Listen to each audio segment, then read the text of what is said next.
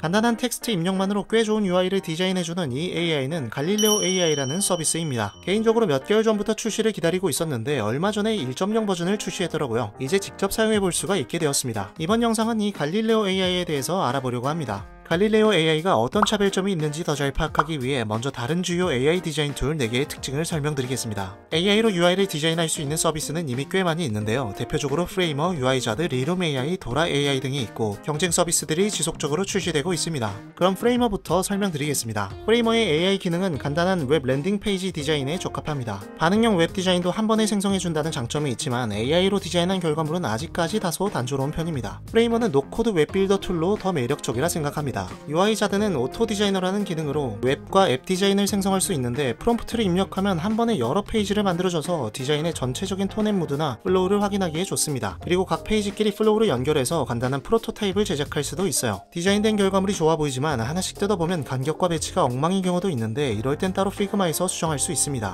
리룸 AI는 웹사이트의 하이어라키를 AI가 알아서 설계해주고 하이어라키에 맞춰서 각 페이지에 해당하는 하이파이 와이어프레임 즉 뼈대를 디자인해줍니다. 결과물은 와이어프레임의 디자인 패턴이 다소 단조로운데 마치 저장되어 있는 라이브러리에서 UI 컴포넌트를 가져오는 것처럼 디자인이 생성됩니다. 마지막으로 도라 AI는 프레이머처럼 웹사이트 빌더에 가까운데 아직 베타 테스트여서 그런지 완성도에서 크게 떨어지는 면을 자주 보여줍니다. 도라는 더 기다려봐야겠습니다. 반면에 갈릴레오 AI는 높은 UI 품질과 상호작용을 통해 UI를 지속적으로 개선할 수 있다는 점이 UI 디자인에 있어서 아주 매력적인데요. 이번 영상에서는 갈릴레오 AI와 챗GPT를 통해 누구나 쉽게 UI 디자인을 하는 방법을 알아보겠습니다. 먼저 GPT로 갈릴레오 AI에서 사용할 UI 프롬프트를 생성해 볼 건데요. 간단한 기획 과정을 거쳐서 UI 프롬프트를 생성해 보겠습니다. 참고로 갈릴레오 AI 웹에서 제공하는 프롬프트 가이드도 있는데 핵심은 서비스의 구체적인 기능과 목표를 작성하고 형용사로 UI의 테마를 묘사하면 더 나은 결과를 보여준다는 겁니다. 이 가이드 내용을 반영해서 UI 프롬프트를 생성해 볼 건데요. 제가 미리 준비한 이 프롬프트를 GPT에 넣으면 구체적인 UI 프롬프트를 생성할 수 있습니다. 그럼 먼저 프롬프트 구조부터 간단하게 리뷰할게요.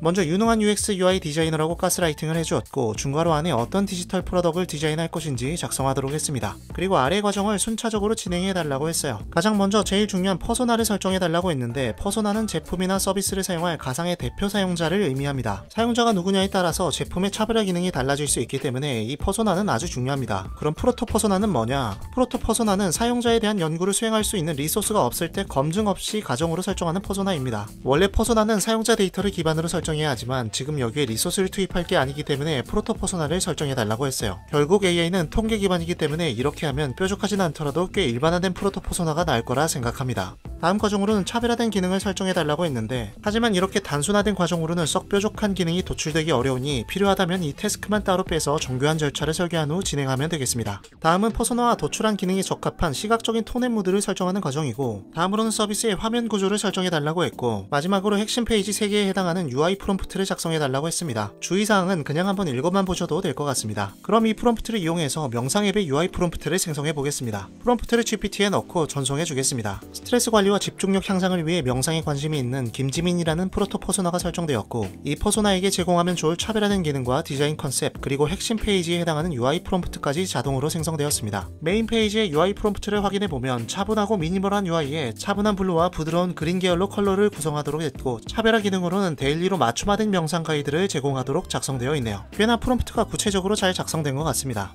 이제 이 프롬프트를 복사해주고 갈릴레오 AI로 접속해줄게요. 참고로 갈릴레오 AI는 최소 $19를 결제하셔야 사용할 수 있습니다. 좌측에 보면 여러 메뉴가 있는데 오늘은 텍스트 투 UI 기능을 살펴보겠습니다. 이미지 투 UI 기능도 있지만 이 기능은 아직 다소 불안정해 보이더라고요. 그럼 텍스트 투 UI 메뉴를 클릭해주겠습니다. 그럼 디자인을 생성할 수 있는 페이지로 전환됩니다. 여기 뉴 디자인을 클릭하면 새로운 디자인을 할 수 있는 페이지를 만들 수 있는데 이미 만들어져 있으니 바로 UI를 생성해 볼게요. 복사해두었던 메인 페이지 UI 프롬프트를 붙여 넣어줄게요. 그리고 아래에는 모바일로 디자인할 것인지 웹으로 디자인할 것인지 설정할 수 있는데 이번에는 명상 앱이니까 모바일로 설정하고 생성하기 버튼을 클릭해주겠습니다. 그럼 생성을 시작하는데 조금 기다리면 이렇게 3개의 명상 앱 UI가 생성됩니다. 가장 오른쪽에 에러 케이스가 있긴 하지만 한눈에 봐도 완성도가 꽤 좋은 UI가 디자인되었습니다. 프롬프트대로 차분하고 미니멀한 컨셉이 어느 정도 반영되어 있고 차분한 블루 컬러는 포인트 컬러로 해서 버튼에 들어가 있네요. 그리고 데일리로 맞춤화된 명상 가이드를 제공하는 기능이 카드 UI로 표현되어 있고 가장 상단에 배치되어서 차별화 기능임을 잘 보여주고 있습니다. 시안 하단에는 디자인을 수정할 수 있는 에딧 버튼이 있는데 가장 왼쪽 시안을 한번 수정해 볼게요. 이번에는 한글이 잘 인식되는지 확인해 확인해 볼 겸 한글로 프롬프트를 작성해 봤습니다. 가장 최상단인 탑바에 앱의 타이틀을 작성해 달라고 했고, 가운데 있던 시안처럼 카드 UI에 스타트 버튼을 넣어 달라고 했습니다. 그리고 플랫한 일러스트를 추가해 달라고 작성하고 생성하기 버튼을 클릭해 줄게요.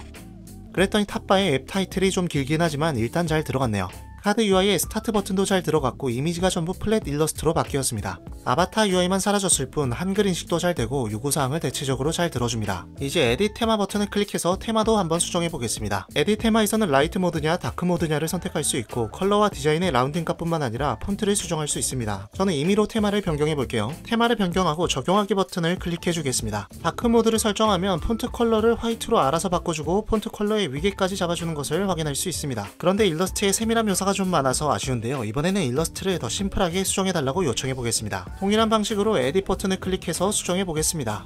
그랬더니 기존 이미지를 거의 유지한 채 스타일만 좀 더 심플하게 바뀌었습니다. 개인적으로 일러스트가 좀 더 심플하면 좋겠지만 시간 관계상 패스하겠습니다. 같은 방식으로 나머지 UI 프롬프트를 이용해서 타이머를 설정하는 페이지와 명상 진행 상황을 추적하는 UI를 디자인해봤는데 결과물이 꽤 좋습니다. 이렇게만 놓고 보면 정말 드리블이나 핀터레스트에 있는 컨셉 디자인 같아 보이기도 하네요. 명상 앱뿐만 아니라 제가 따로 피트니스와 요리, 교육 앱 디자인을 생성해봤는데 정말 깔기하니 괜찮죠? 하지만 제가 잘된 케이스만 보여드려서 그렇지 아직 1.0 버전이어서 그런지 에러 케이스도 종종 발생하니까 이 점은 참고해주세요. 앱보다는 웹을 필요로 하는 사람들이 더 많을 듯 해서 마지막으로는 랜딩 페이지 디자인을 생성해보겠습니다. 아까와 같은 방식으로 UI 프롬프트를 생성했고 이번에는 스타트업을 소개하는 비즈니스 랜딩 페이지를 만들어 볼게요. UI 프롬프트는 히어로 섹션과 기능 소개 섹션, 고객 리뷰 섹션으로 구성되어 있습니다. 먼저 히어로 섹션 디자인부터 생성해 볼게요. 복사해둔 프롬프트를 붙여넣고 웹으로 설정한 뒤 생성하기 버튼을 클릭해 주겠습니다. 디자인이 생성되었는데 정말 정직하게 딱 히어로 섹션만 디자인해줬네요. 이제 시안 하나를 선택해서 고객 리뷰 페이지를 추가해 볼게요. 에딧 버튼을 클릭하고 리뷰 섹션 프롬프트를 넣고 고객 리뷰 섹션을 추가해달라고 작성한 뒤 생성하기 버튼을 클릭해줬습니다.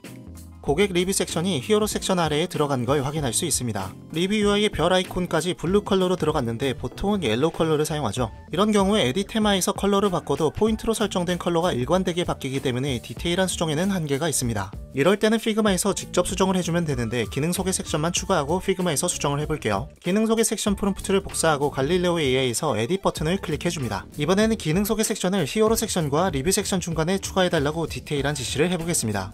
프롬프트대로 기능 소개 섹션이 히어로 섹션과 리뷰 섹션 중간에 딱 들어간 걸 확인할 수 있습니다. 저는 이게 가장 신기했어요. 사실 이 정도 지시까지 반영해 줄 수 있을 거라 생각하지 못했거든요. 하지만 디테일한 수정은 어느 정도 한계가 있습니다. 이럴 땐 생성한 디자인을 복사해서 피그마로 가져와서 수정해주면 됩니다. 시안 하단에 있는 피그마 버튼을 클릭하면 시안이 복사됩니다. 그리고 피그마에서 붙여넣기를 해주면 바로 디자인이 들어가게 됩니다. 이제 원하는 대로 이미지나 컬러를 바꾸거나 작성되어 있는 텍스트를 자유롭게 수정해주면 됩니다. AI가 만든 시안을 수정해보면서 느낀 게 워낙 기본적인 간격이나 배치가 잘 되어 있어서 이런 시각적인 부분은 크게 수정할 게 없더라고요. UI 엘리먼트를 하나씩 뜯어봤을 때도 정말 괜찮았습니다. 그런데 이렇게만 말씀드리면 디자이너가 아닌 분들은 이게 왜 디자인이 좋은지 알기 어려우실 듯 해서 정말 간단하게 UI 디자인에 있어서 필수적인 시각 이론인 게슈탈트 이론을 딱 두 가지만 알려드릴게요.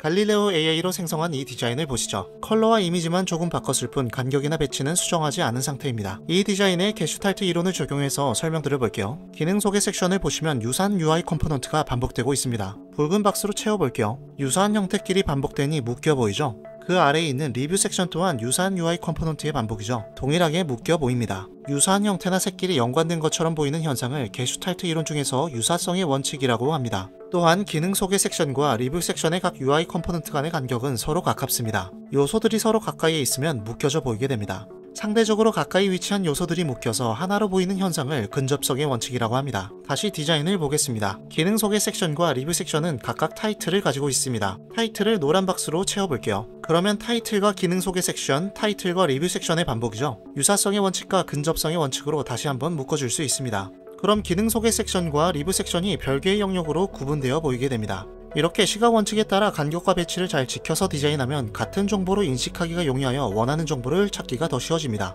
즉 UI 디자인에 있어서 간격과 배치는 아주 중요합니다. 실제로 이 디자인 시안을 하나씩 뜯어보면 간격이 4배수의 픽셀 단위로 디자인되어 있는 걸 확인할 수 있습니다. 사실 UI 디자인뿐만 아니라 모든 시각물에 있어서 이 원리는 동일하게 적용됩니다. 이런 원칙을 지키지 않고 느낌에 의존해서 디자인하게 되면 얼핏 보면 멋있어 보이지만 실제 사용자는 어딜 봐야 하는지 모르게 되고 난잡한 디자인이 나오게 됩니다. 제가 굳이 마지막에 재미없을 수 있는 이런 시각이론을 설명드리는 이유가 있습니다. 바로 본질의 중요성 때문입니다. 갈릴레오 AI 같은 툴이 앞으로 더 발전하면 UI 디자인이나 시각 디자인은 누구나 할 수 있는 소프트 스킬이 될 수 있겠다는 생각이 들었습니다. 이미 시장에서는 UI만 하는 디자이너는 별로 없죠. 앞으로 기술은 더 빠르게 발전할 것이고 그런 발전된 기술에 익숙해질 수 있는데 익숙해지면 의존성이 생길 수 있습니다. 발전된 미래에 중요한 건 무엇일까요? 저는 표현을 위한 수단이 아니라 본질이 될 것이라 생각합니다. UI는 정보를 효율적으로 전달하여 사람과 사물이 편하게 의사소통할 수 있도록 하는 것이 본질입니다. 만약 이것을 이해하지 못하고 있으면 AI가 디자인은 해줬는데 이게 왜 좋은지 설명은 못하게 됩니다. 그럼 AI가 더 좋은 디자인을 마구마구 뽑아줘도 어떤 게 좋은 디자인인지 알 수 없고 선택도 못하겠죠. 수단에 의존하게 되는 겁니다. 그러면 자연스레 경쟁력이 떨어질 수도 있겠죠. 물론 강인공지능 시대에는 본질까지 꿰뚫어보는 AI가 나올 수도 있지만요.